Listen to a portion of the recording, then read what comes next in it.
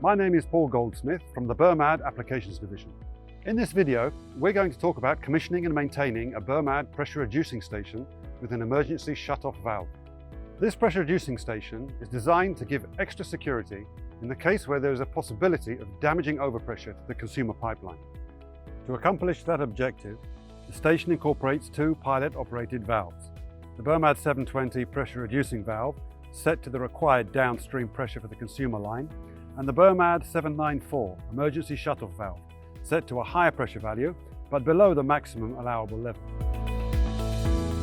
Under normal conditions, the emergency valve remains fully open.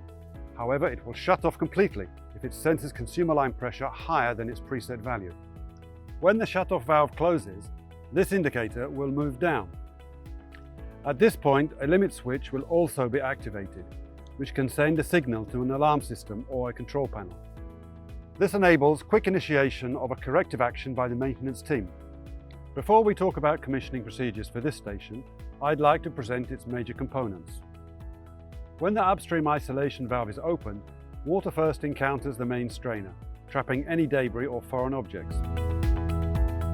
The water then enters the primary BERMAD 720 pilot-operated reducing valve. This valve is calibrated using a pilot to reduce the upstream pressure to the design pressure value for the consumer line. The water then passes through the BERMAD 794 pilot-operated emergency shut-off valve. As explained earlier, under normal conditions, this valve is fully open, only entering shut-off when the consumer supply line pressure rises above its preset allowable pressure, which can be adjusted using the pilot. From here, if the downstream isolation valve is opened, the water will go on to the consumer line. Also, in this installation, we have two pressure gauges, upstream and downstream of the emergency and primary valves. Commissioning procedures should be performed when initially opening and operating a station, either for the first time as a new installation or after intrusive system maintenance. Before operating the system for the first time, it is imperative to flush the pipelines. This ensures that the system is free from any debris that can cause damage or even render it inoperable. After flushing, ensure that the main strainer and the valve's control loop filters are clean. Next, observe the station's installation and make sure that all parts are firmly secured and in place. Proceed by verifying that the upstream and downstream isolation valves are closed and that you have typical upstream pressure. Now open the ball valves on the pressure reducing valves control trim. Next, ensure that the service valves on all pressure gauges are open. Note that the pilot levels of the pressure reducing valve and the emergency valve are both set at the factory. You can check the factory pilot levels by reading the label on both pilot covers. Here's the label on the pressure reducing valve, and here's the label on the emergency valve. Before introducing flow to the station, you need to make sure that its preset pressure levels are compatible with your downstream pressure requirements. If this is the case, you're good to go. All that's left to do is to open the upstream and then the downstream isolation valves to fill the consumer pipeline in a controlled manner.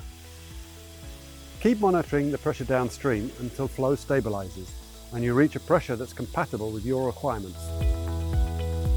Alright, now let's talk about the other case, which is when the factory set pressure level doesn't meet your requirements and you need to adjust the station's downstream pressure. In this case, all you need to do at this point is to prepare for it. First off, verify that both isolation valves are closed. Now remove the protective cover from the pressure reducing valve's pilot. Release the locking nut screw and completely unscrew counterclockwise the primary reducing valve's pilot adjustment screw until it becomes loose. This allows us to later calibrate the pressure at the outlet of this valve to the required value. Next, remove the protective cover from the emergency shut-off valve's pilot and release the locking nut screw. Then turn clockwise the pilot adjustment screw to the end.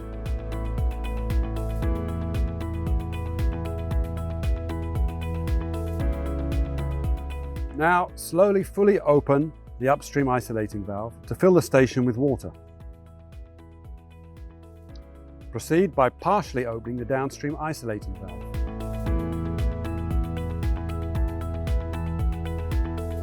At this stage, you're ready to calibrate the station's valves. Note that to simulate actual conditions, you should have a typical consumer line open while calibrating, which should get you an average system flow rate. If this is not achievable, then a minimum flow rate will suffice, though not ideal. Also note that at this stage, you should not expect any flow through the station. The reason is that the pressure reducing valve will have closed shortly after introducing water into the station, since earlier we completely unscrewed its pilot's adjustment screw. Now let's start the calibration process of the primary reducing valve and the emergency shut-off valve. We'll begin by calibrating the pressure reducing valve to a value at which you want the emergency shut-off valve to close. Pay attention, we're adjusting the downstream pressure of the reducing valve to the emergency shut-off level.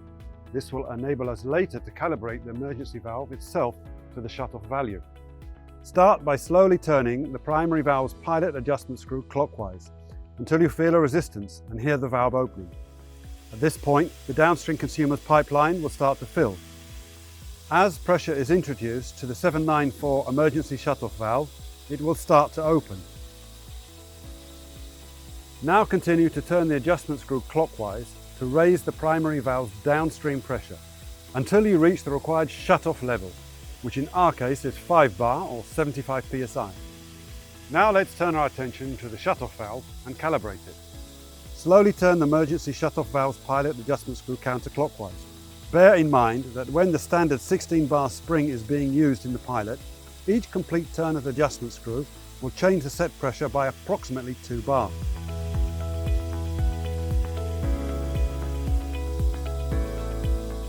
Continue turning the screw until you see water exiting the vent on the valve's cover. This is normal and signifies that the valve is about to close. There is a tendency to overshoot the calibration at this stage, and the shut-off valve will inadvertently close. If this is the case, then turn back the screw about 2 turns and wait for the shut-off valve to open fully. You can see this by observing the indicator. Then start to close the adjusting screw very slowly until you reach the exact point where the water exits the valve control chamber, but the valve does not start to close. Don't forget to tighten the locking nut and replace the protective cover on the pilot.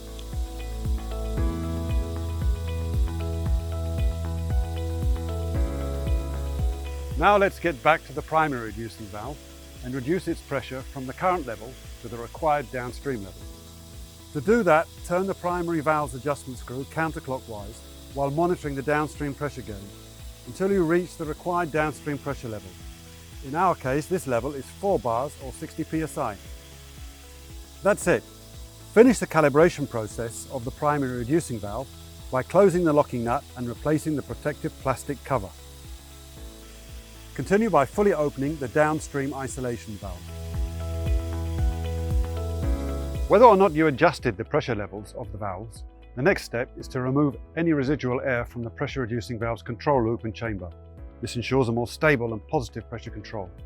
To vent air from the valve's control loop, loosen the tube eye bolt attached to the valve cover at the highest point of the valve's control chamber. You may notice air exiting the eye bolt. As soon as you get a flow of water without air, retighten the tube fitting eye bolt. Before moving on to maintenance, I'd like to explain a few things about the limit switch and the cam, which are part of the alerting system of this station. The limit switch and the cam are attached to the shut-off valve's main shaft and are both calibrated at the factory. Rarely should they require readjustment. The switch retains its idle circuit connection as long as the pressure level has not reached the emergency level, which means the emergency shut-off valve is fully open.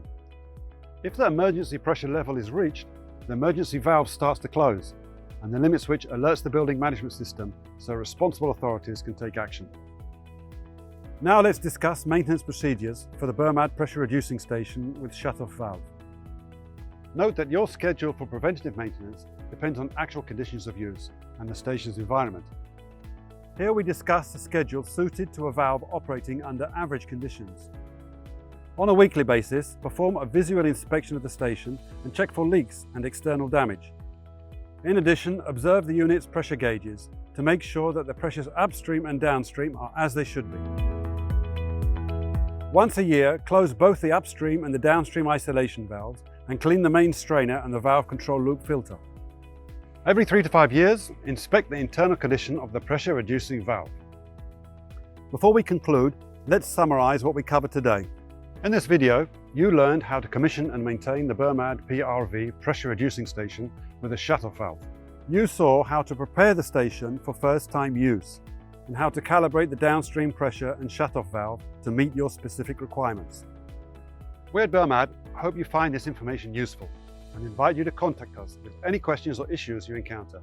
Thanks for watching.